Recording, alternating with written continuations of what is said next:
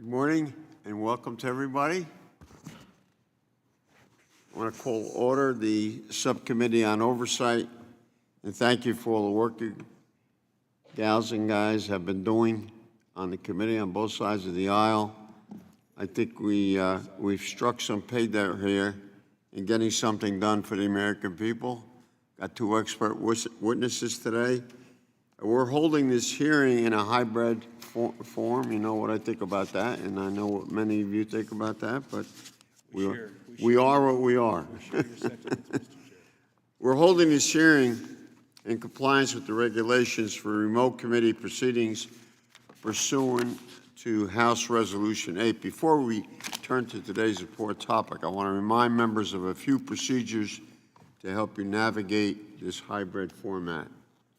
First, consistent with regulations, the committee will keep microphones muted to limit background music and noise. Members joining virtually are responsible for unmuting themselves when they seek recognition or when recognized for their 5 minutes. Committee staff will mute members only in the event of inadvertent background music. Second, when members are present in the proceeding via WebEx, they must have their cameras on. If you need to step away to attend another proceeding, please turn your camera and audio off rather than logging out of the platform. Finally, we will dispense with our practice of observing the Gibbons rule and instead go in order of seniority for questioning, alternating between the majority and the minority, beginning with members of the Oversight Subcommittee, of course. I thank you all for your continued patience as we navigate the procedures to continue serving our country together in this great time of need. And with that, I will now turn to the important topic of today's hearing on taxpayer fairness across the IRS.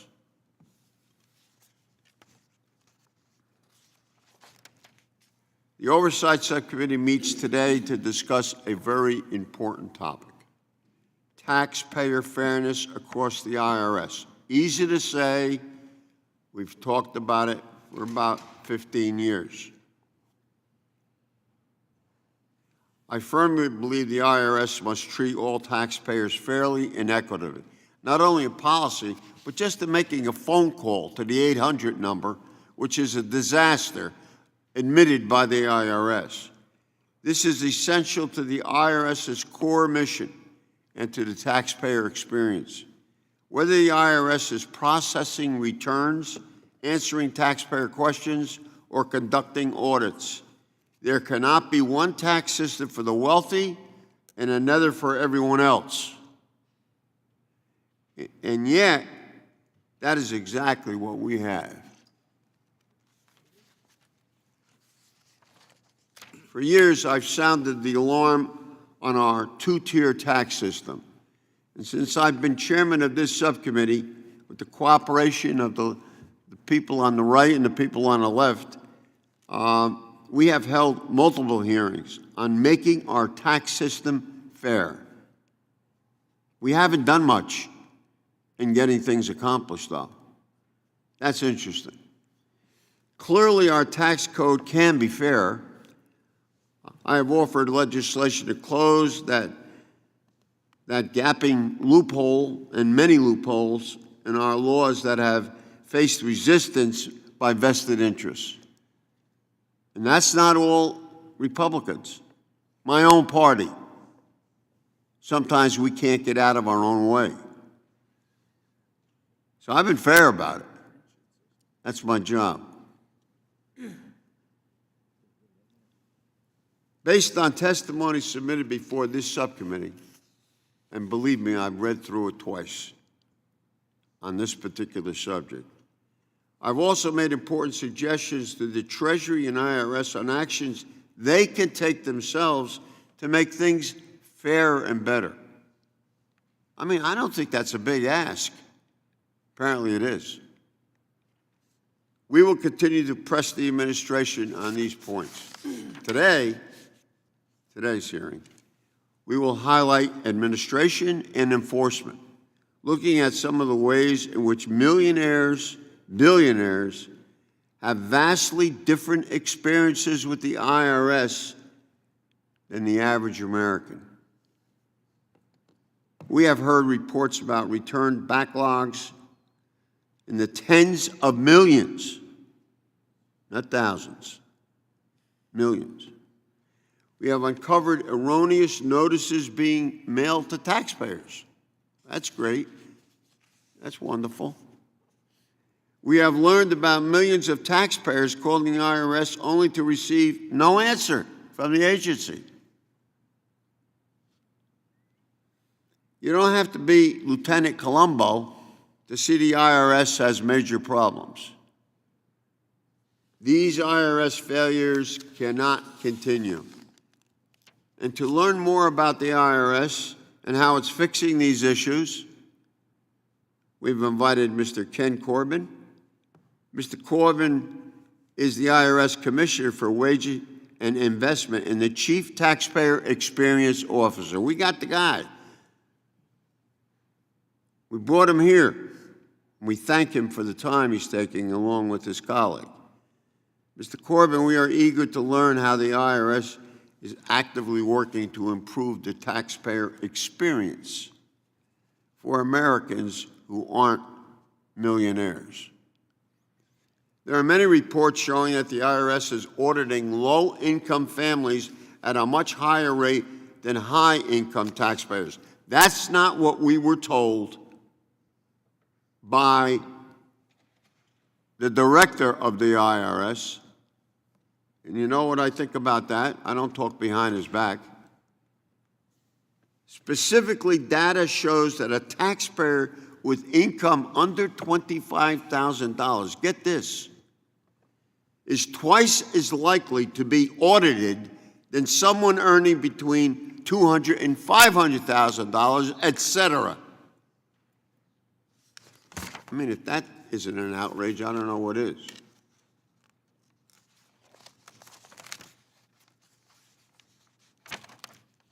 And it's even worse if you claim the Earned Income Tax Credit.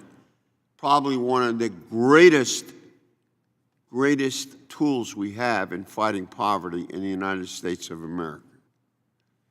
The IRS is 4 times more likely to audit you if you are getting Earned Income Tax Credits. Why? Because it's quicker and it's less expensive. The IRS seems to see poor Americans the same way the Harlem Globetrotters view the Washington Generals. The IRS goes after people who can't easily defend themselves. You got it. And no use mincing words. You come to the point. If you want to change things, there's nothing to hide.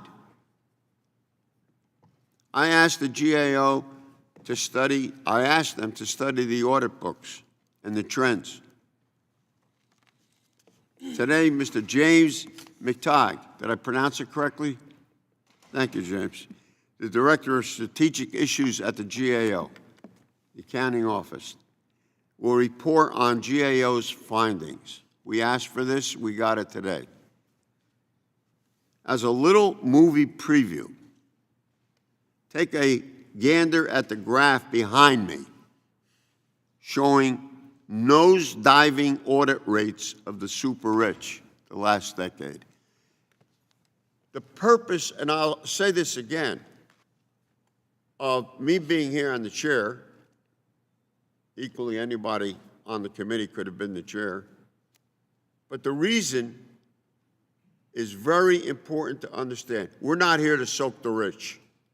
That's not going to get us to nirvana. People paying their fair share and how we treat all people that come to the IRS with their particular problems is very important, not just to me, but to most American people when asked. So the audit rates are an important part of that. I understand the IRS justifies its auditing record on its staff limitations. How many times have we heard that since 2008? I know that the IRS has a difficult time operating. There are many people in the Congress have spent a decade slashing the funding for IRS to sabotage tax enforcement against the rich. And now we have the numbers to prove it. But too many decisions at the IRS involve looking at what can be done rather than what should be done. Low-income families should not face the consequences of the IRS's funding problems while the rich get off scot-free. Deliberate sabotage of the IRS, that's what I'm calling it, has created an agency that cannot process returns, cannot correspond with taxpayers quickly, cannot even answer telephone calls for help. This IRS is failing to modernize and prepare for the future. And both parties are responsible. These failures are why I have now called on the President to fire the commissioner appointed by the last president and quickly select a replacement, now that he's only got certain time left, as well as another one of the last administration's appointment. So we'll wait to the end, and then we'll walk out 3 months earlier than before. You know, you think all the public is blinded to this? They don't know what's going on? If we say it enough times, they'll understand what we're talking about. They deserve nothing but the truth.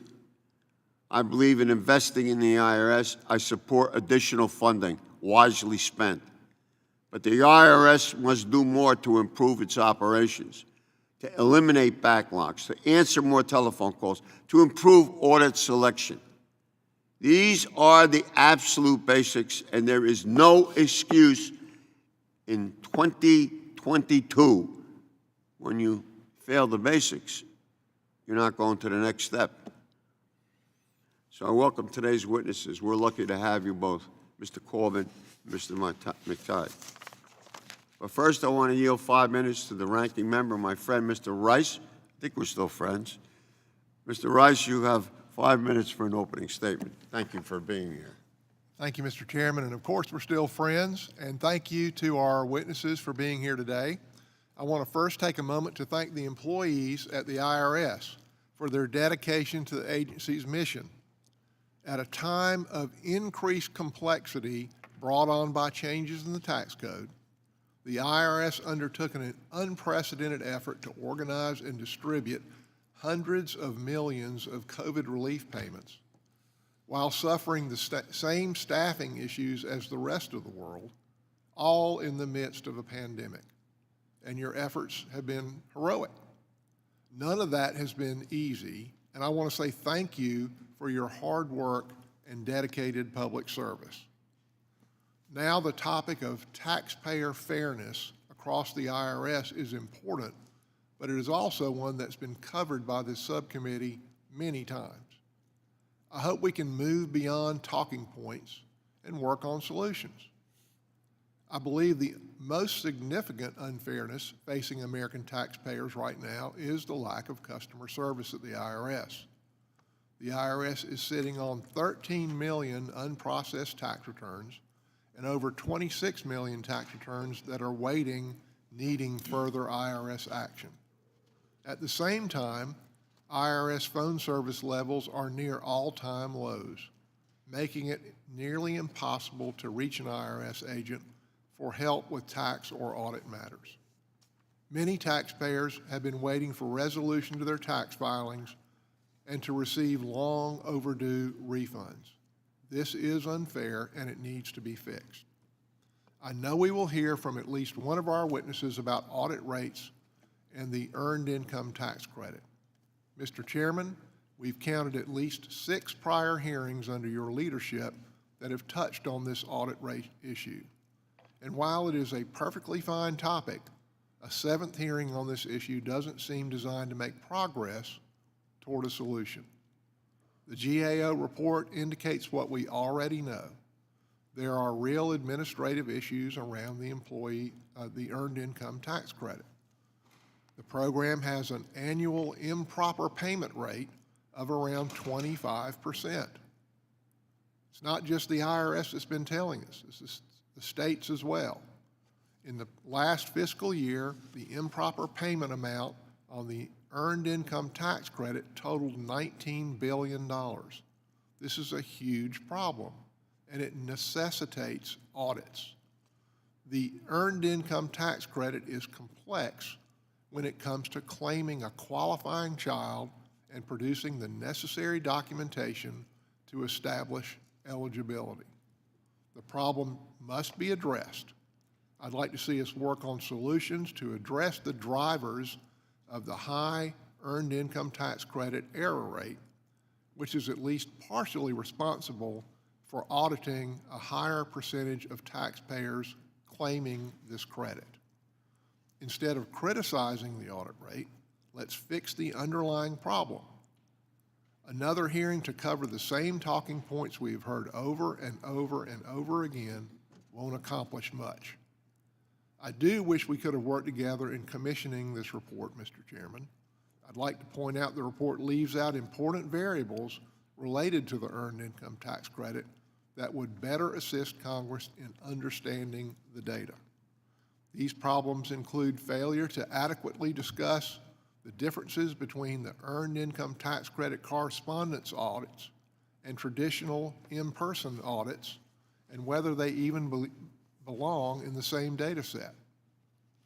Treating taxpayers claiming a refundable tax credit with a 25% error rate, the same as tax returns from taxpayers that earn their income and reported with a W-2 with a 99% voluntary compliance rate, failure to include the results of Secretary Mnuchin's 2020 directive to the IRS to prioritize increasing audit rates for high-income earners, and failure to adequately explain that the IRS received $1.86 billion in appropriations on top of its annual budget through COVID relief legislation and the American Rescue Plan, bringing its total funding to 2010 levels. With that said, Mr. Chairman, there are real problems with the Earned Income Tax Credit administration, and Congress can and should play a role in trying to solve these problems if we work together on creative solutions. We need to think creatively about how to make the credit easier to administer and bring down improper payment rates. To say the IRS has a lot of room for improvement may be the understatement of the year. From IT modernization, which would solve a lot of these problems, to improved taxpayer service, to some of the audit rate issues discussed in the GAO report, both the IRS and Congress have a role to play in improving the situation. I hope we can move forward after this hearing and work together on solutions. Thank you, and I yield back.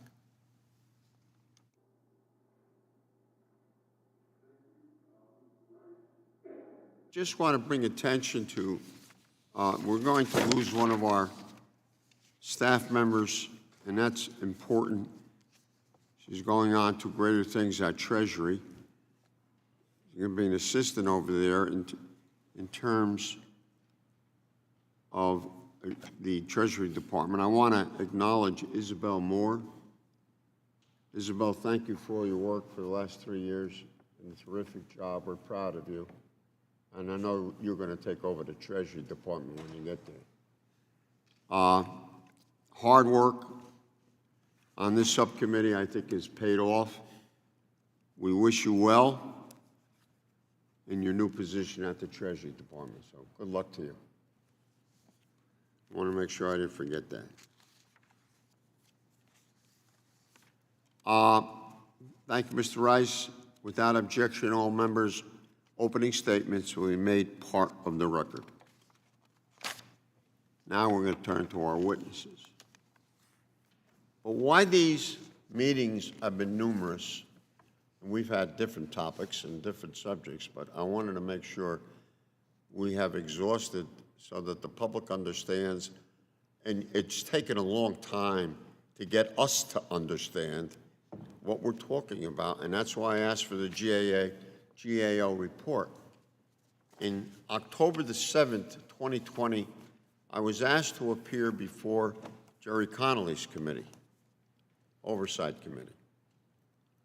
And I asked Commissioner Reddick about a report that he had stated at that time, and I asked him face-to-face, I'm not talking behind his back. The IRS audits low-income taxpayers disproportionately of wealthy tax cheats because it's easy to pick on regular Americans. And he replied at the October 7, 2020 meeting, that report is absolutely false. For taxpayers who have more than $10 million in total positive income, the rate is 8%. He noted that. Now, the earned income tax rate is 1.1%. I did not define wealthy tax cheats as the few who have over $10 million. It was after his testimony that the GAO report was requested to get the facts, and now we have the facts. So the testimony from that meeting admitted in a recent report that the IRS audits low-income taxpayers disproportionately over wealthy tax cheats. So now we're going to hear the report. Things that I brought to this committee before this report will now have substance in the committee's report. And that's why we've asked you two gentlemen to be here today. And this testimony is devastating compared to what I'm going to hear, and everybody on this panel, and everybody here in the audience and out there. We're going to turn to our witnesses. Our first witness is Mr. Ken Corbin, the Commissioner for Wage and Investment and the Chief Taxpayer Experience Officer at the IRS. Our next witness is going to be James McTighe, Director of Strategic Issues at the GAO. Your statements will be made part of the record in its entirety. I would ask that you summarize your testimony in 5 minutes or less. To help you with that time, please keep an eye on the clock, obviously. If you go over your time, I'll tell you about it. So, Mr. Corbin, thank you for taking the time to be here today. Take your time, make the presentation, and you're on. All right. Thank you. Thank you, Chairman Pasquarello, Ranking Member Rice, and members of the subcommittee. Thank you for this opportunity to testify. I've been serving as the Commissioner of the IRS's Wage and Investment Division since 2017. And last year, I also became the IRS's Chief Taxpayer Experience Officer. Speaking from both perspectives, I believe the IRS has a responsibility to ensure everyone who interacts with us has both options and access. They should be able to choose how they interact with us and have access to the information they need. They should be able to accomplish their interactions without difficulty. This applies to everyone: individuals, business taxpayers, exempt organizations, tax professionals, and stakeholders in the tax community and elsewhere. During the filing season and throughout the year, the IRS offers assistance so people can file their returns and receive their refunds quickly and easily. This help comes through a variety of channels: online, over the phone, in person at our taxpayer assistance centers around the country, and another way we facilitate is in-person help through over 9,000 VITA and TCE sites, including military bases. Due to many factors, the 2020 tax filing season has been complex and challenging. To address this, we took a number of steps to help taxpayers, including sending out more than 250 million letters to help people who needed to reconcile their economic impact payments or their advanced child tax credit payments. We expanded our customer callback technology to cover 70% of the toll-free demand and save taxpayers 1.7 million hours of hold time. We began to use voice and chat bots, but we also understand that part of service comes in person. And so we've offered Saturday hours at our taxpayer assistance centers in more than 90 cities around the country. We've made the Earned Income Tax Credit Assistance tool on irs.gov more user-friendly. Enhancing the taxpayer experience also means improving service to diverse communities. We're committed to helping all taxpayers, including those who have limited English proficiency. We have shown that commitment in many ways. Just to cite a few examples, in 2021, we issued the 1040 in Spanish. We now give taxpayers the opportunity to indicate on a Schedule LEP whether they want us to contact them in a language other than English. This year, for the first time, we also gave our VITA partners access to interpreter services, which we offer on the phone and in person. These are all important steps, but we have a much longer-term plan for enhanced taxpayer experience, stemming from the Taxpayer First Act of 2019. TFA was the catalyst for our efforts to help develop this plan. The Taxpayer Experience Office is taking the lead on these efforts. We are setting the strategic direction for improving taxpayer experience. We are implementing the taxpayer experience to ensure the IRS meets the needs of all types of taxpayers, stakeholders who rely on us for information. We are very excited about the improvements we're making, but truly to be successful, we need help. We need help, and that means the President's fiscal year 2023 budget proposal, which seeks $14.1 billion for the IRS. If we allow us to continue improving taxpayer service, modernizing our systems, and ensuring fairness in the tax system. But we also need stable, multi-year funding to be able to truly deliver what taxpayers need, what they deserve, and what they expect. This concludes my statement, and I'll be happy to answer your questions.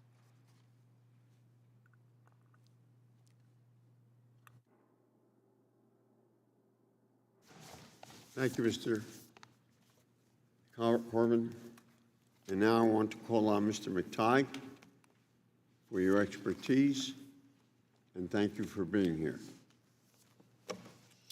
Thank you, Mr. Chairman, Republican Leader Rice, and members of the subcommittee. Thank you for the opportunity to discuss our report on trends in IRS audit rates of individual taxpayers. Audits are one of the key tools that IRS has to ensure compliance with our tax laws and provide assurance to the public that everyone is paying their fair share. Taxpayers are also more likely to voluntarily comply if they believe their tax return may be audited.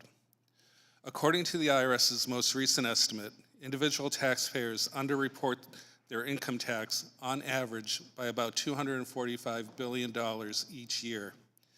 However, our review shows that IRS has audited a decreasing percentage of individual tax returns over the last decade. Overall, the audit rate is about 1/3 what it was in 2010, when 9 out of 1,000 returns were audited, compared to fewer than 3 in 1,000 in 2019. Furthermore, while audit rates have decreased for all income levels, it has decreased more for higher income taxpayers. Audit rates for taxpayers with incomes of more than $200,000 decreased the most, largely because higher income audits tend to be more complicated and require auditors manually review multiple issues. As audit staff has declined, IRS has not been able to conduct as many of these audits compared to lower income audits, which are generally less complex and involve more automated processes. In addition, the number of high income returns has nearly doubled, meaning more audits are needed to achieve the same audit rate. Nevertheless, IRS has continued to audit higher income taxpayers at a greater rate than lower income taxpayers. That said, the audit rate for taxpayers claiming the Earned Income Tax Credit is 3 times the average rate for all taxpayers. According to IRS, returns claiming the Earned Income Tax Credit have historically had high rates of improper payments and therefore require a greater enforcement presence. In terms of audit results, the majority of additional taxes IRS recommended comes from audits from taxpayers with incomes below $200,000, simply because there are so many more taxpayers and thus more audits in this category. But the average additional tax recommended per audit was significantly higher for higher income taxpayers, ranging from 5 to 31 times the average amount for all taxpayers. Over this time, the cost of audits, as measured by the average number of hours spent per audit, has generally been stable for lower income returns, but has more than doubled for returns with incomes over $200,000. According to IRS, even greater complexity of higher income audits and auditor attrition contributed to this increase. Audits of the lowest income taxpayers resulted in higher amounts of recommended additional tax per audit hour compared to all income groups except for the highest income taxpayers. This is driven by the fact that EITC audits occur before refunds are paid and are conducted through correspondence and therefore require less time to complete. Overall, the underlying driver of these trends is that IRS has had difficulty replacing audit staff lost to attrition and retirement. This is due in large part to the budget reductions IRS has had to manage over the last decade. For example, in fiscal year 2021, IRS's budget was $11.9 billion, which is more than 20% below what it was in 2010 after adjusting for inflation. As a result of this decrease, IRS officials said that they expect to employ about 75,000 staff this fiscal year, a level nearly identical to its staffing in 1973. At the same time, IRS has been tasked with ever-increasing responsibilities, such as making economic impact payments to eligible individuals during the pandemic and helping individuals buy health insurance under the Affordable Care Act. This is on top of implementing major changes to our tax system under the Tax Cuts and Jobs Act and other tax law changes that occur each year. In conclusion, our tax system relies on voluntary compliance. Historically, the rate of voluntary compliance has been fairly stable, but if audit rates continue to decline, one of the key tools for boosting voluntary compliance may lose its effectiveness, and taxpayers may begin losing confidence in our tax system, further eroding compliance. As the Congress considers reinvesting in IRS, we will continue to look at how IRS leverages available budget resources to address these trends and help taxpayers meet their responsibilities and ensure everyone is paying their fair share. Chairman Pascrell, Republican Leader Rice, members of the subcommittee, this concludes my prepared remarks. I look forward to your questions.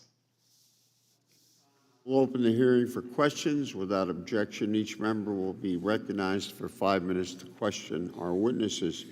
As was mentioned earlier, we will not observe the Gibbons rule in this hybrid setting and will instead go in order of seniority for questioning, alternating between the majority and minority, beginning with members of the Oversight Subcommittee. Members appearing virtually are reminded to unmute yourselves when you are recognized for 5 minutes. I'll begin by recognizing myself for the first question. Mr. McTighe, thanks for the report. Your findings, I read from page to page, are alarming. Who benefits the most from declining audit rates? Low-income taxpayers or upper-income taxpayers, Mr. McTighe? Mr. Chairman, I would say that no one benefits from declining audit rates. Not the government, not society, not honest taxpayers. All of those folks lose when audit rates and voluntary compliance decline. As I mentioned in my statement, declining audit rates could lead to declines in voluntary compliance, undermining confidence in our tax system. Is it true that a single mother claiming the EITC, which you go into quite extensively in the report, that mother is nearly 4 times as likely to be audited than someone with $450,000 in income per year. The data show that that is correct. Why does the IRS focus on low-income audits rather than those of the wealthy? Well, IRS does attempt to balance audit rates across different types of taxpayers, across different income categories. With the earned income tax credit, as some have mentioned, it is a very successful program, but it is plagued by very high improper payment rates, which many are concerned about. It has an improper payment rate, roughly 25%. The most recent fiscal year that resulted in approximately $19 billion in improper payments. The one tool that IRS has to ensure compliance with the program is audits. There's no source of third-party information to help verify eligibility for the program. So the one tool we have is to conduct audits. I would point out, however, that a lot of folks who claim the earned income tax credit, roughly about half of all claimants, do use a paid tax preparer. And GAO has recommended back in 2014 that the Congress should give IRS the authority to oversee and regulate and put in place things such as competency testing and education requirements for these preparers to better help low-income taxpayers or all taxpayers who turn to them for services in trying to comply with our tax laws. And that, we still stand behind that recommendation and think it would help reduce improper payments and also help earned income tax credit recipients, both who currently receive it, but also those who may not understand that they are eligible for it, and help bring them into the program. Let me give you an example of that, and then you can answer the question. Isn't it true that when you are an eligible EITC individual within the tax code, that if you do not respond to the IRS's correspondence, that's if you get it, which is very important to understand too. You briefly referred to that in your report. Isn't it true that you're counted as a default? That is correct. IRS does reach out when issues are flagged. If the agency does not receive a response, there's no change. That potential refund is held. So therefore, an earned income taxpayer, and there are still people in the Congress who are still fighting that war is over, I think. But isn't it true that these are the numbers that we refer to on defaults of the EITC when they have no correspondence, nothing back and forth, and just by not responding, whether it's their fault or not, they're considered in default of the program that they're partaking in. Now, you're telling me that's what's happening. Why can't that be corrected?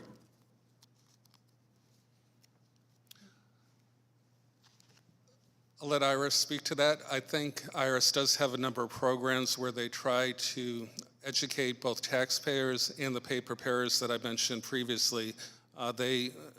When they identify issues, they do knock and talk visits to pay preparers to try to educate them on the requirements of the program, and so that taxpayers will not be flagged for audit and go through that whole process to save them time and stress. Mr. Corbin, equitable and fair tax administration across the IRS is essential. What is the first measure the IRS will do to improve the taxpayer filing experience for low and moderate income taxpayers? Will IRS implement a simplified tax form for some taxpayers? And if so, when? So I think the answer to that is the first steps around helping taxpayers understand the different credits that are available is providing them education and outreach. So our very first step is to interact with our community partners, make sure that we work with people in the community and ourselves there to provide education about what the credits mean, how to file their return and what options are available to them, and then to make sure that we have the tools available for taxpayers to simply file or enable our partners to assist taxpayers. That's pretty to be able basic, to- isn't it? Yes, sir. Yes, it is. My office is receiving many calls, and from my brothers and sisters in the Congress, I get the same from them. We get calls from neighbors, small businesses, who have not received their refunds or pandemic relief. What is the status of IRS backlogs? We've been talking about this many years. And has the agency created any new surge teams to address the backlogs? If not, can we expect something new? Yes, sir. So we started out calendar year 2022 with about 8.2 million paper returns in inventory at the beginning of this calendar year. As of May the 6th, from that original 8.2, we have 1.7 million left. What we have done is continue to create those surge teams that you mentioned, bringing back employees from other parts of the agency, whether they're in enforcement or some other part of the agency that have the skill set necessary to help us process those returns. We've brought those folks back to help us do that. We also have brought people back in from other parts of the agency to help us in our accounts management function, which is the function that answers the phones and works the paper correspondence. So the surge teams continue. We're thankful to Congress. They gave us some new hiring tools this year, and so we've been actively going out recruiting and trying to get new team members into the IRS to help us do that. Our goal is to bring the IRS back to a state prior to the pandemic. We have to process these returns. We have to process this paper so that we can get back to the business of providing the service that taxpayers deserve. I thank you for testifying today. And now I want to recognize Mr. Rice, our ranking member, for 5 minutes to ask questions. Thank you, Mr. Chairman, and thank you again to the witnesses for being here today. I was a tax lawyer and a CPA before I came to Congress, and I've seen the IRS and the troubles that they have had for decades. And this isn't new. I mean, it's exacerbated certainly, but none of these customer service issues are new. I remember when, as a tax lawyer, I would set up a small business pass-through entity or a S corporation or whatever, and we would need to get a tax ID number, and I would have a young lady on my staff dedicated to calling the IRS because she would be on the phone for hours. And this wasn't last year. This was in the 90s. So this is not anything that just happened.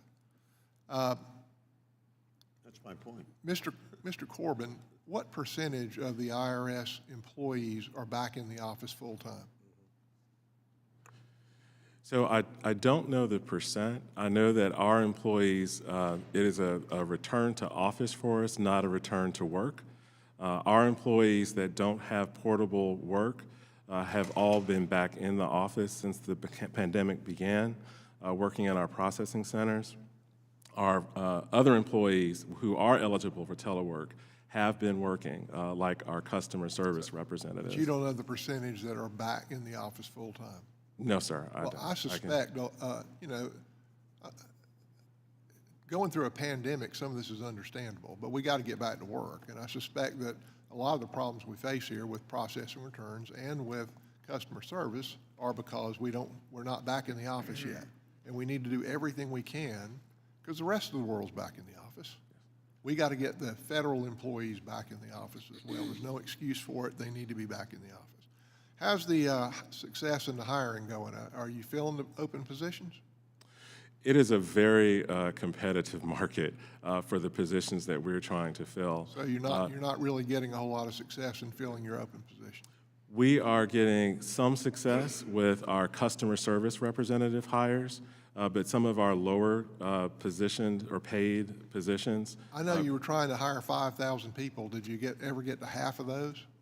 we have not achieved the half of the 5,000. Have you spent the extra $1.86 billion that we gave in pandemic relief? Has that been spent, or any part of it been spent? I don't think the last time we spoke with the commissioner, none of it had been spent. Has that been spent? So part of the 1.6 million has been reappointed to help us with hiring, so yes. Okay, one thing that the chairman said that I wanted to, Mr. McTeague, if you can help me with, he said that if you earn less than $25,000 a year, you were twice as likely to be audited as somebody who made over $200,000 a year. Is that true? If you take out the EITC, and he said, and if then you claim the EITC, you're 4 times as likely. Is that right? If you make less than $25,000 a year and you do not claim the EITC, do you have a figure in front of you of what your percentage audit rate is? Well, for taxpayers who earn less than $25,000, the audit rate is about 0.4%. But that includes people who claim the EITC. It does. So if you take out the people who don't, It would be lower than that. it'd be much lower, wouldn't it? It'd be would be. far lower than people who earn less than $200,000. About 80% of the folks in that income category do collect the earned income tax credit. Yeah.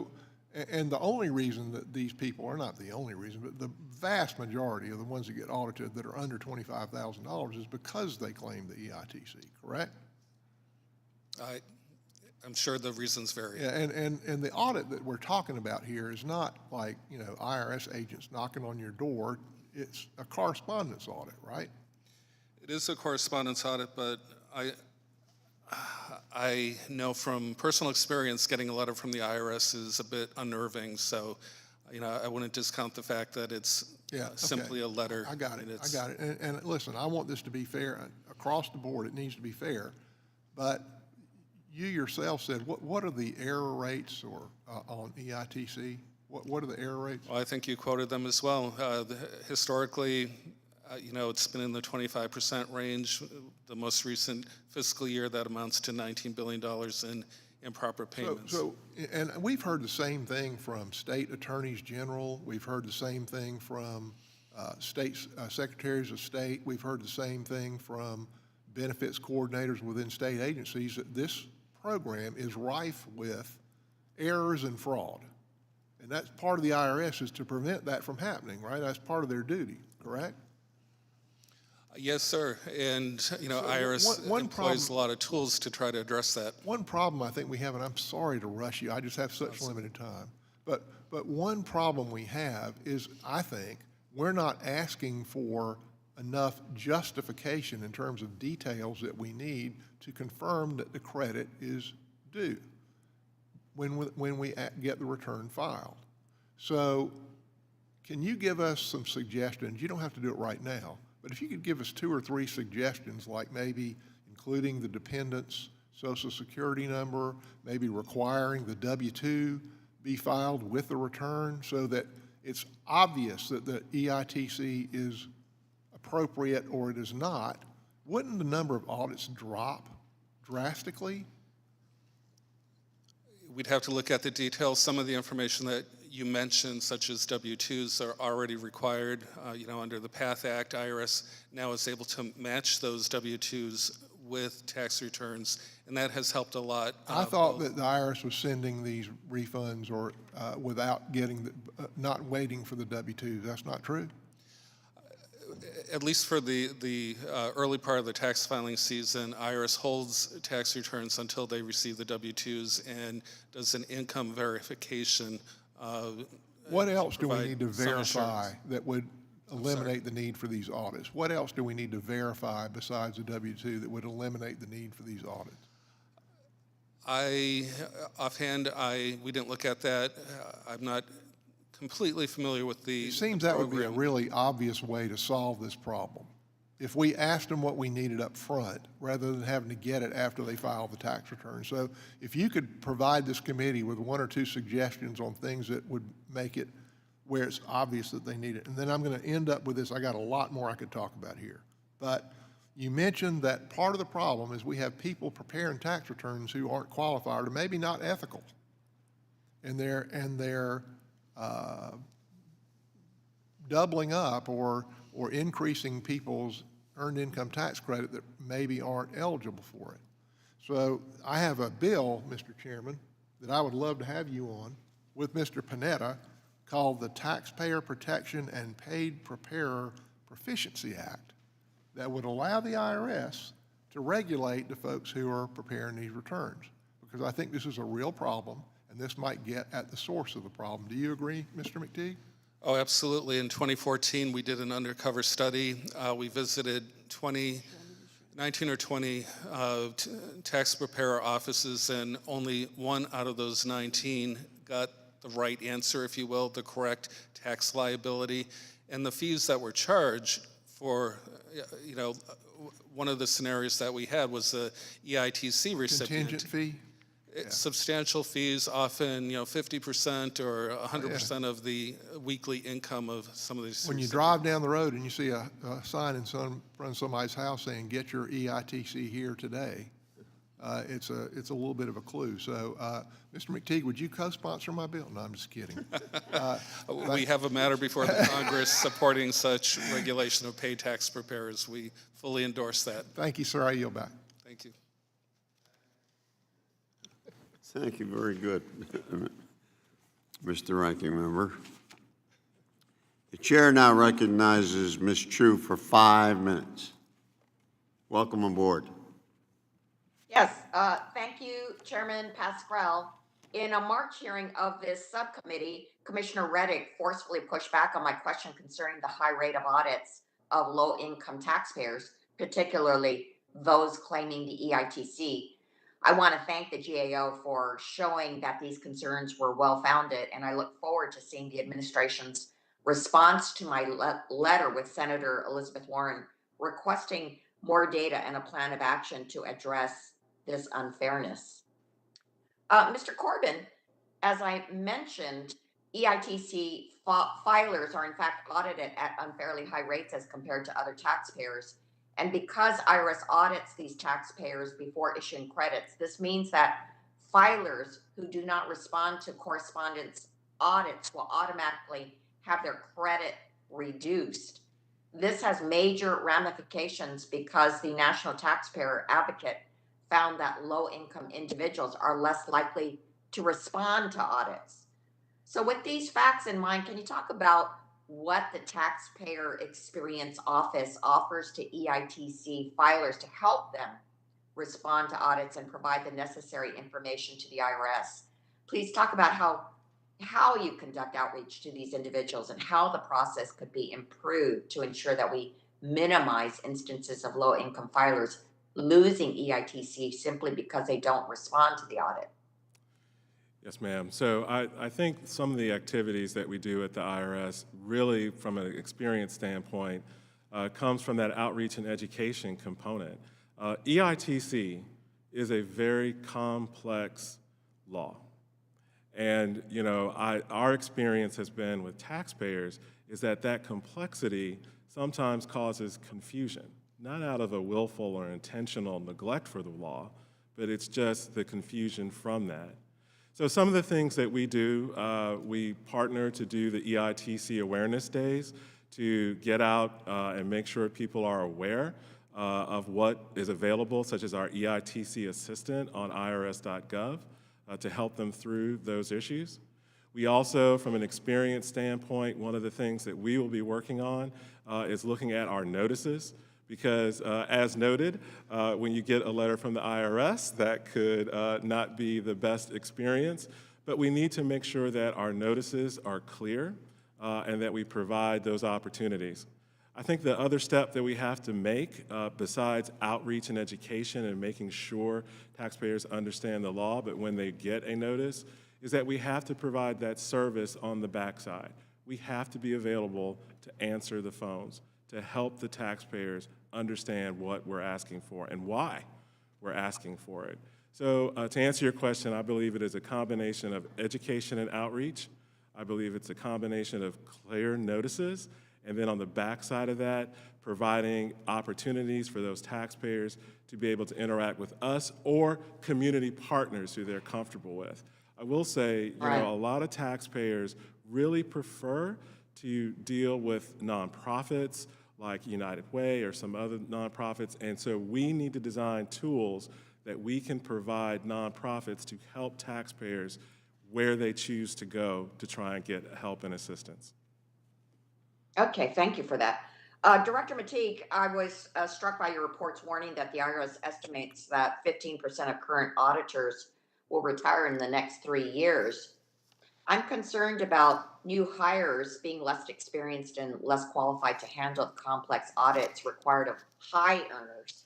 So, can you talk about the impact that attrition and retirement of experienced staff, what that will have on the IRS's capacity to audit? Do we have the capacity to audit high earners and hopefully have less reliance on correspondence audits of low income taxpayers? Oh, absolutely. As I mentioned in my opening statement, higher income audits require more skill because of the number, the variety, and the complexity of the issues, but also, some of the garrity in the law. It's not clear, exactly, what is a deduction, what is, proper valuation of an asset. So, a lot of training is required for the most experienced tax agents. According to IRS, it can take up to a year of formal training, and then 4 to 5 years of on-the-job training to really become one of the most seasoned and experienced tax auditors. IRS has also had issues in terms of not just retirement that was mentioned, but also retaining these highly skilled individuals. Once they have the skills, they become very valuable, not just to the IRS, but to others in the private sector. IRS a year or so ago did announce an initiative to try to bring in more mid-level examiners or experts that they could train up a little bit more quickly. That's something we're going to follow up on. Thank you. I yield back. Thank you for your questions. And now I'd like to turn to Mr. Murphy. 5 minutes. Thank you, Mr. Doctor, Chairman. it's all yours. Thank you. Gentlemen, thank you for coming today. The IRS should be a 4-letter word, but we'll keep it at 3.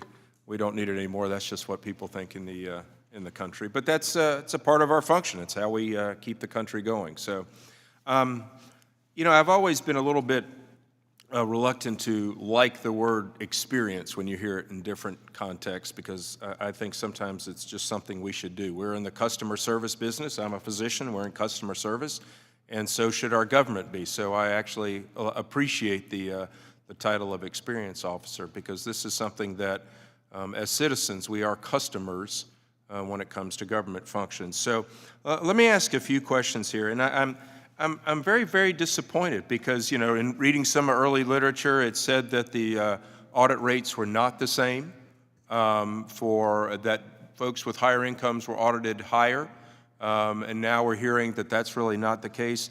I want to know why. Can anybody answer why that is? Why are we auditing folks with lower incomes more than higher incomes? Can anybody explain that? Either Mr. Corbin and Mr. Matee? I mean, it can't be a computer glitch. Yeah, I think we touched upon it a little bit in our report. IRS has more visibility into the income of lower income taxpayers. Lower income taxpayers tend to be wage earners, and there's very good third-party reporting that goes both to the IRS and to the taxpayer to help them fill out their tax returns.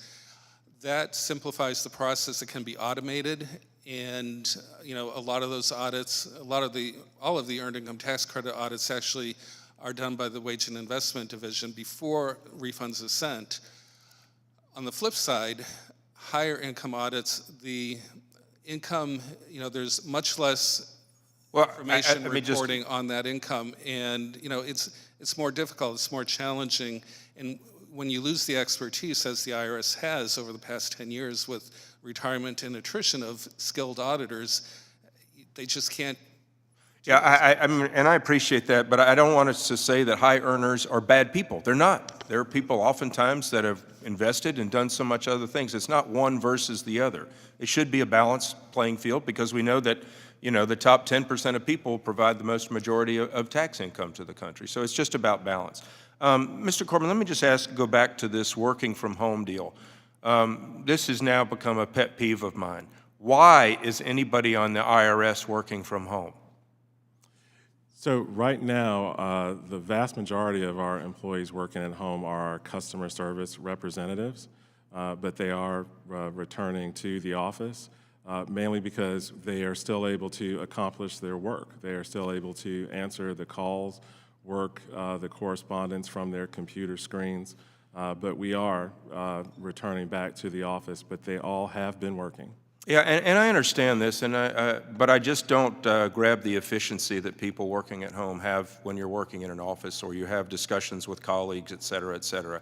I just, you know, I get it, but it's just part of the great resignation, if you will, in this country that we've decided that people can work from home. They're less efficient, and I think less collegial, and I think this, and I agree with the chairman here, I think everybody should be sitting here at this table right now, because that's how you deal things face to face, and I'm very sorry my colleagues still don't feel that way. And so I think the folks need to come back. If anybody could spit out, because we had 8 million returns and you say you've now chopped that down to 1 million, how much is still owed to the American people? Because of those people, I was told at the last meeting we had from Commissioner Rettig that it was about 3 million per return. What is still owed to the American people for returns that have not been processed?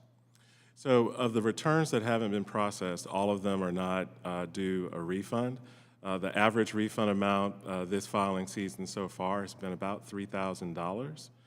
So, you know, once those returns have all processed through and as we say, posted to our master file system, I mean, we can go take a look back and see exactly what that was, but right now, until those returns are in the system and process, it's difficult to estimate. And you understand the genesis of my question is basically the government's been holding on to money that's not theirs, especially now during a massive inflationary period where the people now are going to get money back that was actually less than what they were truly owed.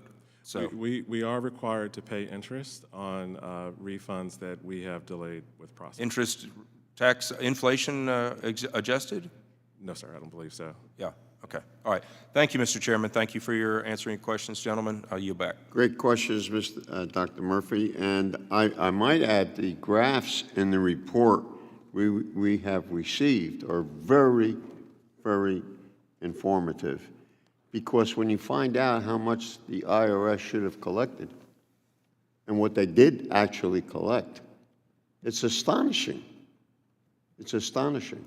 And to find out the reasons for it is pretty convoluted. And you were referring to that.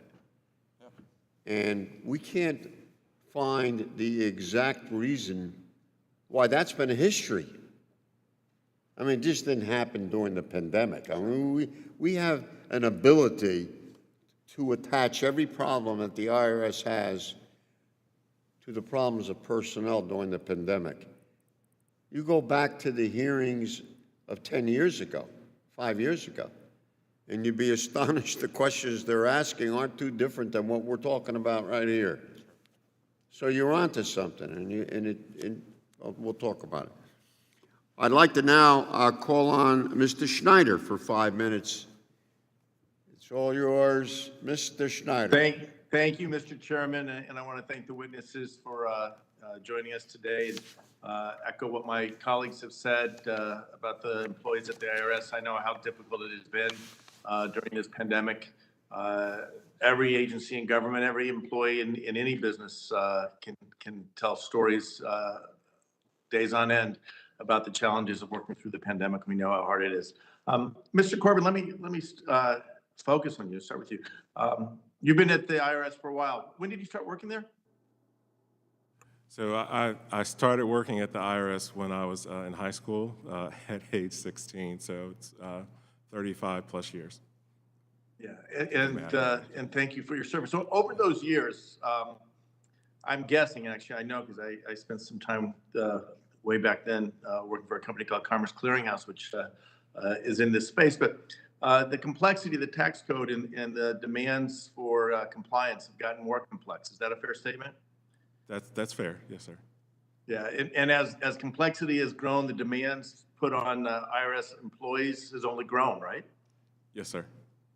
And we've been asking you to meet those demands with fewer staff and constraints of antiquated systems. Is that fair? Yes, sir. Yeah, so more complexity, greater demands, more returns with fewer staff. And it ends up, as Commissioner Reddick has estimated, somewhere between $500 billion and $1 trillion a year is not being collected that's probably due the IRS. Is that the estimate that you hear? Yeah, I would agree with the commissioner, yes, sir. Yeah.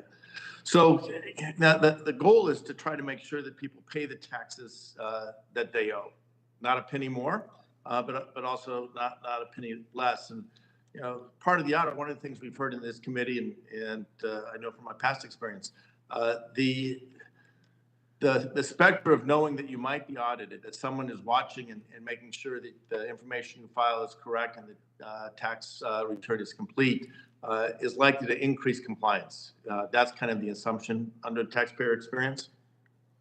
It absolutely is. I mean, trust in government is important, and I think that taxpayers want to know that their neighbor across the street or next door is paying their fair share. So I do think that that is a foundational piece of voluntary compliance. Okay, so and where I'm headed with this all is that's part of the taxpayer experience. I know I'm paying my taxes; it's part of my civic responsibility. But I want to know that my neighbors, my colleagues, my business competition are paying their fair taxes as well. That it's a level playing field. Let me take it in a slightly different direction because you do have this new role of taxpayer experience. How do you see taxpayer experience defined? What do you want it to be for a taxpayer, whether it is a low income or lower income taxpayer or someone who has a complex return because they have higher income? Thank you. I think the taxpayer's experience really needs to be a human-centric design where we have to look at the different kinds of journeys for different kinds of taxpayers. Service to one, service to all. And so we have an obligation to map out the different journeys from a low-income taxpayer to a middle-income taxpayer to a small business to a tax-exempt business and watch their journey from filing and payment to going through compliance and enforcement opportunities. And I think if we do that human-centric focus, really trying to meet taxpayers where they want choice and access, we can improve not only trust in government, but trust that they know that we are doing or implementing the laws correctly and accurately. So I believe it begins with watching the journey for each taxpayer, and it takes the whole tax ecosystem from you all, our partners in Congress, to our partners at GAO and TIGTA, to the IRS, to tax preparers, to volunteers. It will take the whole community for us to get this right. I view the experience. I couldn't agree with you more, and you said something that I really like, the idea of services on the back end. But the thought I had, I know I'm running out of time, Mr. Chair, I'd like to ask for another half hour if I could. But the thought I had is it's not just the service on the back end, it's the service on the front end. And if we can use modern technology, develop our systems to be that consumer focused or customer client focused, and that it catches mistakes as I'm entering in or as my assistant or our tax preparer is entering in the data, the better information going in, that I assume would help us reduce the number of audits on the back end as well. Is that a fair statement? That is absolutely fair. We have found through identity theft that prevention of identity theft is more important than detection. Right, which is true in everything. So I wish I had more time, Mr. Corbin. Thank you for what you're doing. We want to partner with you. I look forward to working not just with you, but with my colleagues on both sides of the aisle to try to make sure we're providing the necessary service to all taxpayers, not targeting anyone. I do have concerns that the number of audits for low-income earners, EITC, tax filers, we got to make sure that this is fair, and I look forward to making sure that we do that. Thank you, and I yield back. Thank you, Mr. Schneider. And before I turn to Ms. Miller for 5 minutes, I just want to, you brought up a great point, Mr. Corbin, about trusting government. And I think that's a valid issue. If agencies and departments are not functioning as we intend them to, unless we intend something different than we think, that's possible too, we need to correct those agencies. That's our job, our oversight job, in order to build trust in the community and make that connection. So agencies need to perform, and they must have basic performances that are necessary. And we should be talking about that too. Ms. Miller. Thank you, Chair Pascal, and thank you, You're welcome. Mr. Rice. I appreciate you all being here to answer our questions today. And before I begin, I'd like to submit for the record a statement from the National Taxpayers Union on the dangers of increasing the IRS enforcement budget. And I'd also like to submit for the record a letter that I sent along with 67 bipartisan colleagues to Secretary Reddick on April 7th, 2022. That was 6 weeks ago. Thank you. That's focusing on the IRS's failure to process employee retention tax credit payments. And we have not received a response. You know, with the news breaking in the last week that the IRS has destroyed over 30 million unprocessed returns, I'm concerned that the agency's ability to process additional paperwork under the expanded reporting requirements, especially for the working class Americans, such as those that are receiving the 1099-K forms. And in order to pay for the reckless spending package last year, congressional Democrats used a budget gimmick to lower the reporting requirement of the gig economy workers and small businesses from $20,000 and 200 separate transactions to simply $600 of income. And this will lead to many taxpayers receiving a form that they've never seen before for taxes that they probably don't owe, and leading to overpayments and the IRS receiving an even higher volume of the 1099-K forms. And in my opinion, it creates a security risk because many of the companies that operate the gig businesses or online marketplaces will then be forced to collect personal information such as social security numbers for the people that are doing and using the services, and that's putting even more Americans' data at risk of security breaches and hacking, which we all know is an issue. And that's why last year I introduced H.R. 3425, which was called the Saving Gig Economy Taxpayer Act, which would repeal this provision and return the threshold to the previous mark, saving working class people who are just trying to make their ends meet, as well as saving the IRS from a flood of paperwork and phone calls. So I urge my colleagues across the aisle to please join me in fixing this mistake.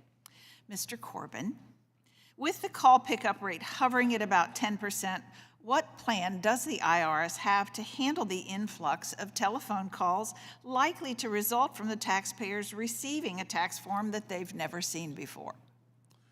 So our plan is to make sure that we have enough customer service representatives, which right now our customer service representatives do two jobs. They answer the phones, which is how taxpayers get their answers on the phone, but they are also responsible for account changes that are done on paper. So that would be like an amended return or a letter that you may send in. So we've been focusing this year on making sure that we get caught up on our account change work, 1040Xs, 941Xs. I probably shouldn't talk in forms, I apologize. But get caught up on account change work so that we can get back to the business of being able to answer the phone more readily. We've also implemented what we call customer callback technology, It's available for about 70% of the call demand that comes in. Our goal is to expand that to over 90% of our call demand. And this saves taxpayers hours because you don't want to sit on the phone and listen to our music. We don't want to sit on the phone and listen to our music. But we did save about 1.7 million hours in hold time last year using callback technology. So I think to answer your question, by enhancing information and how it looks on irs.gov, by making sure that we have the right staffing to be able to answer the phone calls, and by implementing technology such as callback that will let us get to the job of answering constituent calls and your calls. You just make it sound so smooth. So It's I not. really hope that does happen. How do you plan to communicate with taxpayers that the amounts listed on the 1099-K are gross sales and that taxpayers can actually assert the original cost basis and other expenses to reduce those taxable sales even to zero? I'm just concerned that these small taxpayers will report the gross amount and it's not necessarily what's really taxable. Yes, ma'am. So it starts with outreach and education. So we start with making sure through our tax forms that we have throughout the summer that return preparers understand how to explain the form. We'll create a simple pub and a poster that kind of explains it for our tax professionals. We also have what we call in the fall a Get Ready campaign. And so that Get Ready campaign is a social media blitz. It's where, IRS willing lets me go out and do interviews. We go out and we try and hit the ground and talk with community partners to make sure that they understand it. And also partnering with other government agencies too is critical because you are talking about small businesses, right? And so connecting, I think good government works when you're able to connect with other federal agencies and we use and leverage each other's channels and networks to be able to provide education so taxpayers understand what they're receiving. Thank you. I yield back. Ms. Miller, I want to associate myself to everything you said. I think it makes sense. But we're in two different worlds because a lot of the things we're talking about today, we said many times before. We're in a different world in that we're taxing, basically, you're talking about basic things here. We're taxing income more than we have ever taxed it before, and not assets, which have grown tremendously in the past 20 years. The burden is on the folks who work hard every day, 8 hours, 9 hours. This is not an anti-rich kind of thing. We want people to produce, we want people to make a lot of money, to live better than past generations. That's not the question. The question is fairness. And you make a lot of sense in what you have suggested. And I'm going to read your bills. Thank you. I know one of them, but I didn't know the others. Thank you. You're welcome. I think that this is important and significant, what you asked. And I think Mr. Corbin got to the heart of the issue, and he was not long about it. He got to the point right away. So fairness is why we're here. There's this aspect of it, operations, and the other aspect is the laws itself of a secretary paying a higher percentage than her boss on her taxes. And if we don't address that, this reduces the trust in government. And what you're asking gets to the heart of reducing trust. So I thank you for your questions. Thank you. You're welcome. Now, the gentleman from Nevada, Mr. Horsford, you have 5 minutes. Welcome aboard. Thank you, Mr. Chairman, for holding this hearing on taxpayer fairness across the IRS. I am particularly interested in this topic given the focus on the experience of taxpayers and how it can differ based on income levels. This is not a talking point. This is a reality that my constituents face. To me, this is an issue of economic equity and justice, as well as fairness. Too many of my constituents feel that the cards are stacked against them. Hardworking citizens in Nevada's 4th Congressional District go to work each and every day to provide for their families and to make their communities a better place to live and work and to raise a family. They pay their fair share taxes and are simply trying to live the American dream.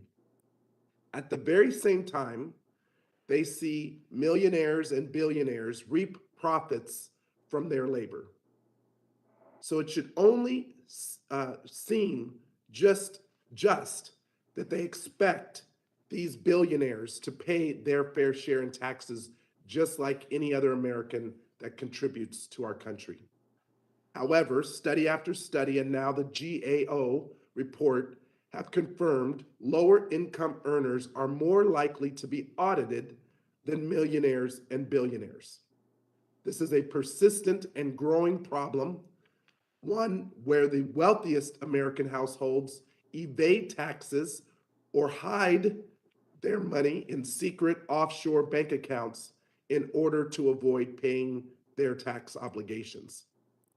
I can't seem to wrap my head around the reasons as to why we can't prioritize auditing millionaires and billionaires, knowing that we are losing out on hundreds of billions of dollars per year in tax collections. Mr. McTeague, in the report titled Trends of IRS Audit Rates and Results for Individual Taxpayers by Income, GAO stated that in July of 2020, the Treasury Department mandated the IRS maintain an 8% audit rate on high-income individual taxpayers. IRS created a project to identify taxpayers with a total positive income of $10 million or more for that audit. So, Mr. McTeague, have you been able to identify the total number of Americans with a total positive income of $10 million or more? And if so, how many individuals in that total number have you been able to audit since 2020? And what has been the amount of taxes collected as a result of those audits? Congressman, thank you for the question.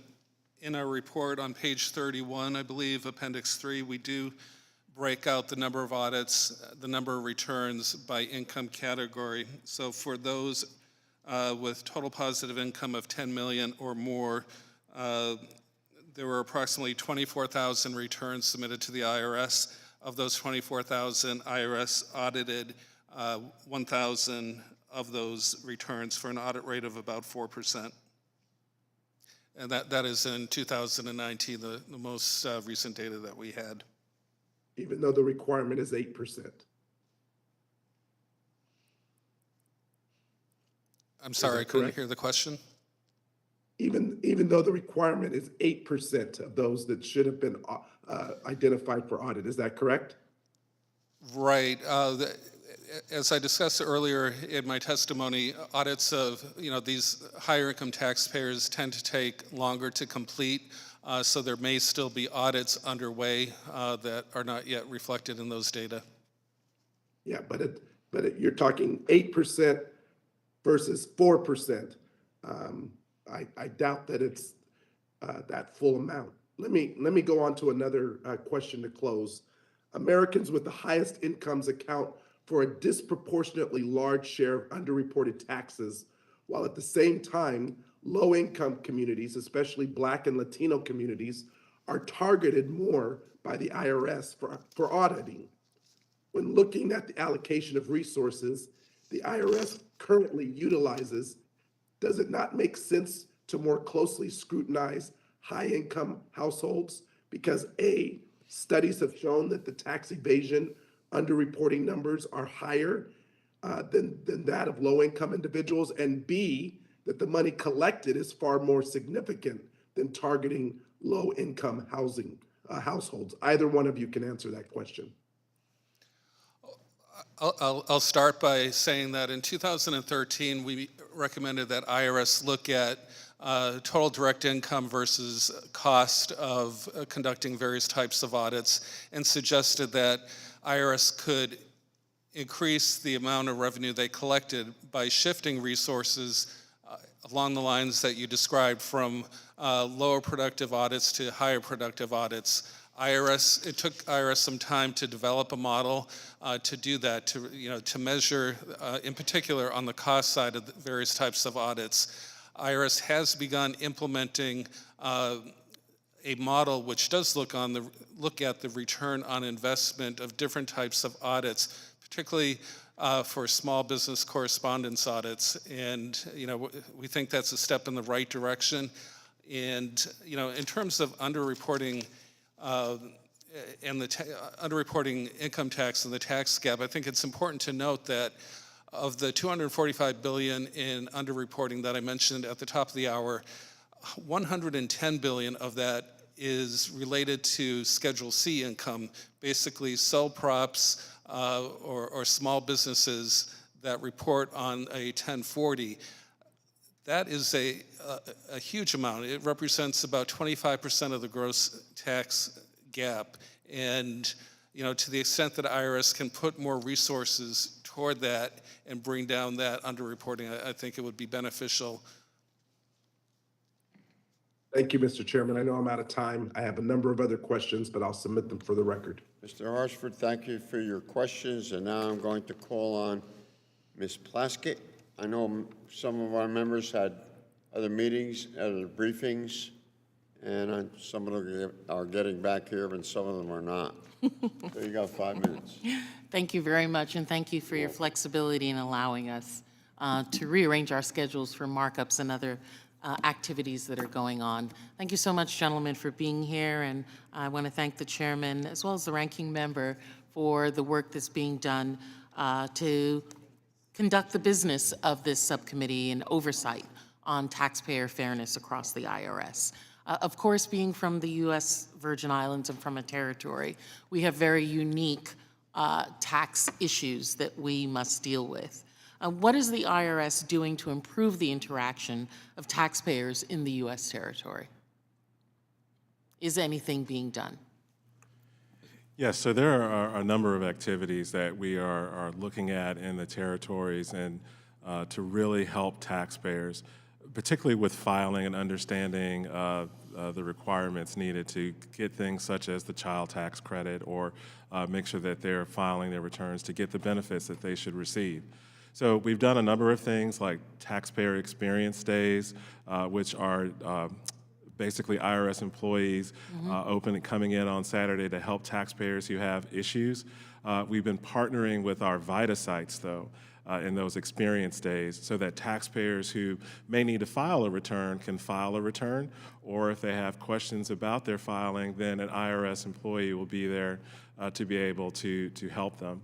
We also are working what we call a community of practice, again, working with people on the ground. So these are your nonprofits, your community leaders, to provide them material and education around how and what's available through the tax code. So a lot of it deals with outreach and education. Thank you. I know that we have talked previously about taxpayer advocates and the use of those to support.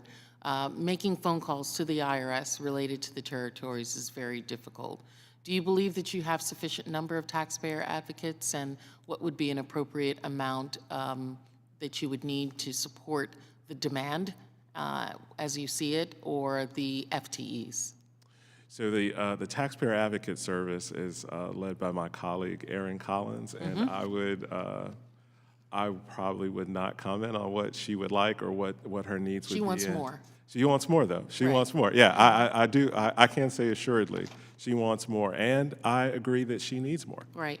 I mean, it's better to get the support on the front end so that individuals don't have the scary experience on the back end.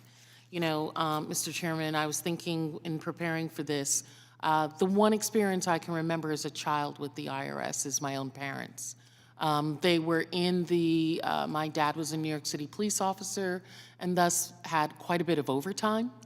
My mom worked in the court system in New York. They're both union members, made decent salaries, gave a lot to charity. My mother had been an orphan, and so gave back to the group that she belonged, that supported her as a child.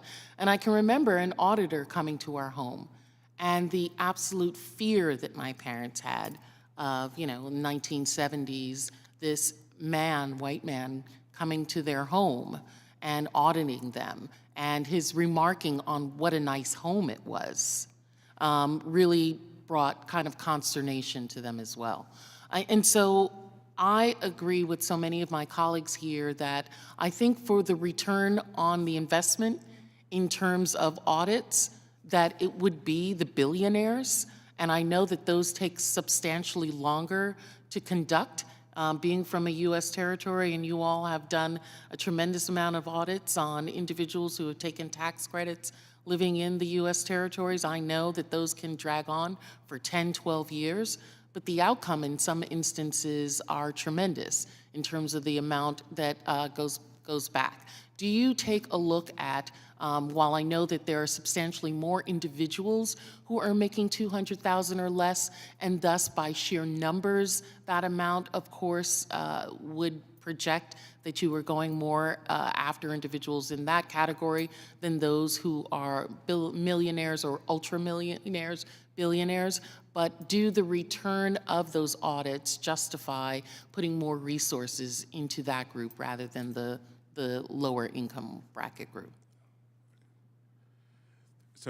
So I couldn't address the return on investment on audits. Don't you think that should be done as, I absolutely, from a mere actuarial standpoint, which one are we getting the most bang for our buck out of, right? Yeah, I absolutely, I agree with you. I agree with you. I was touched by your story with your family, though. I mean, they got out of it. I know. Everything ended up fine, but I can imagine for most American families, the thought of someone sitting down and auditing them is terrifying for the average American. Well, we want to change that experience, and I hope hearings like this, where constituents and citizens get to see me. I'm not saying I'm the perfect person, but hopefully they'll see that we are trying to be better and kinder and empathetic, because that is a part of, I think, federal service, is that we have to be empathetic to those we serve. Well, Mr. Chairman, I know my time has run out, but I believe in data, and I think that the data would bear out that the IRS would receive more in terms of going after fewer individuals who make greater amounts of money than those who are the 200,000 or less. Well, we're not collecting what we should collect. I think the latest figure was $600 billion between what we should collect and what we actually collect. I mean, there's something wrong there. That's a piece of change. That's not chump change. $600 billion, not at all. Now I'd like to call on another of our busy members, Mr. Davis. And 5 minutes, Mr. Davis, it's all yours, and thank you for getting back to the meeting. Thank you very much, Mr. Chairman, and let me thank you, Mr. Corbin, and your staff for your attention this year to outreach and process considerations for foster and homeless youth newly eligible for the Earned Income Tax Credit. Secondly, I am deeply concerned about the ability of vulnerable individuals to successfully overcome barriers in the current tax system. And like my colleagues, I'm also deeply concerned that low-income taxpayers receiving the Earned Income Tax Credit and other refundable credits receive dramatically greater scrutiny when the most wealthy taxpayers do not. I understand that the Internal Revenue Service lacks the funding it needs, but this imbalance should be stopped. I'd like your help getting more specific data for each of the refundable credits to help us better understand how these credits impacted families and workers this year compared to prior tax years.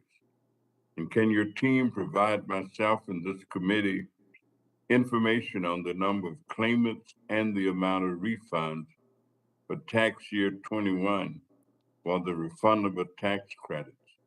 For example, how many people claim the refundable tax and dependent care tax credit this year compared to last year? And I know that I have low-income constituents who don't have to file taxes and who don't realize they could qualify for the CTC, CDCT, and the EITC.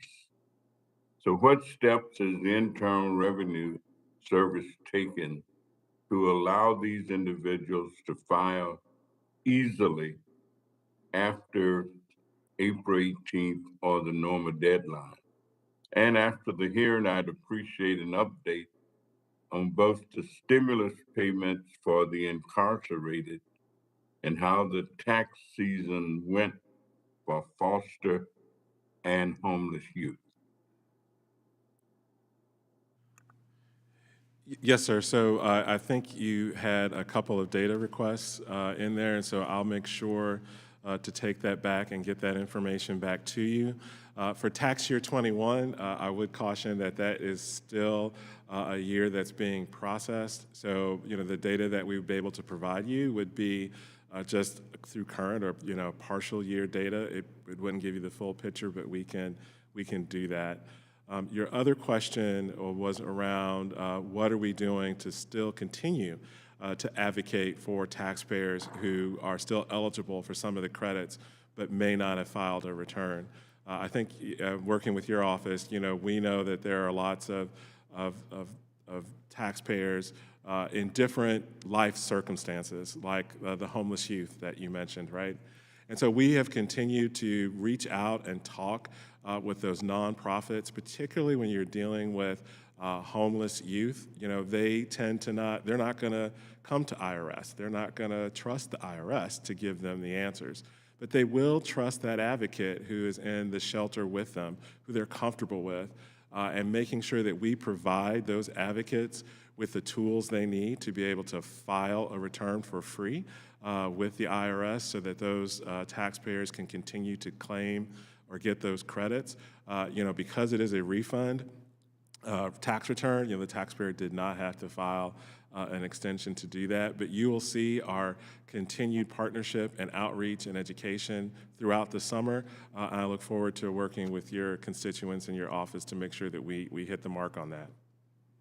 Well, thank you very much. And I just spoke to a lady this morning who's got 2 children. She didn't file because she didn't have to file because she lives off of SSI. And it took me about 10, 15 minutes to help her understand that she is missing money and losing money. So let me thank you for the engagement, and I appreciate the work, especially that the agency has done with my office and my staff and my committee relative to foster youth and individuals who are incarcerated. Thank you, Mr. Chairman, and I yield back. Thank you, Mr. Davis, and thank you for your question. And this brings us to a close today. I'd like to thank our witnesses. You 2 gentlemen did a fantastic job. I'm absorbed in your reports. And I looked at them very, very carefully and read them very carefully. And this is half of what we're doing in terms of getting tax fairness, operations, and then the legislation of how folks with money are more protected than people who don't make very much every year. And the emphasis, of course, needs to get back to assets which people have the ability to camouflage, as you know. And if you got 20 lawyers, that helps too. And what does the guy making $30,000 have? What lawyers does he have? That's why tax advocates are very important for the average individual. Most don't get to see them or talk with them. and they could use the advice just as well as somebody who's making, really big bucks. So I thank the both of you for responding to what we've asked for. Sometimes you get stuff that has nothing to do with what you asked for, but you addressed those particular issues. This is an ongoing issue.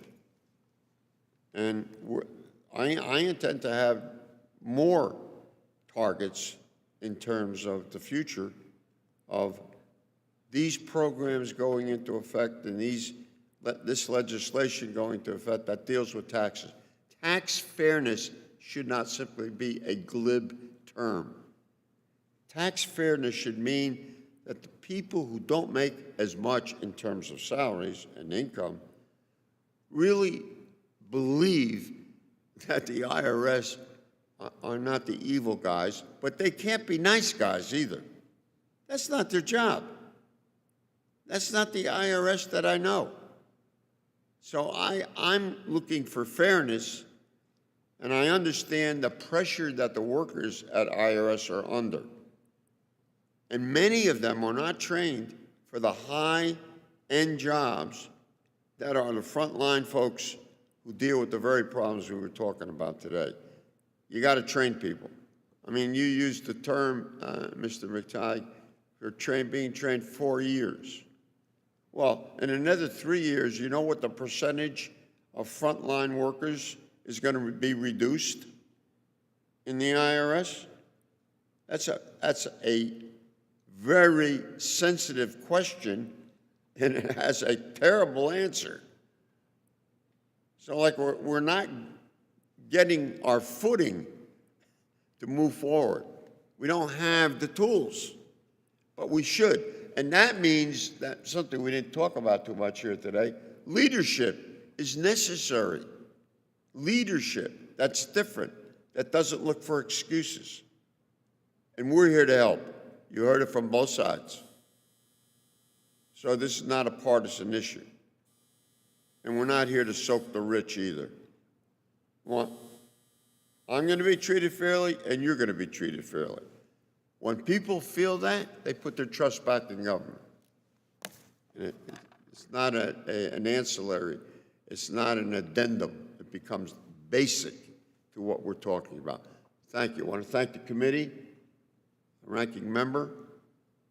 Good questions today, I would think. The staff. And they all, I believe, did their job. I pray to God I did mine. I want to thank you for being here, and I hope a lot of people watched it, and I hope a lot of people write in for questions and solutions. You know, nobody likes to pay taxes, but Lincoln found out that's how you get the war done. You get things done. And we should find that out too. Thank you for coming, and I adjourn the meeting. Thank you very much. Thank you.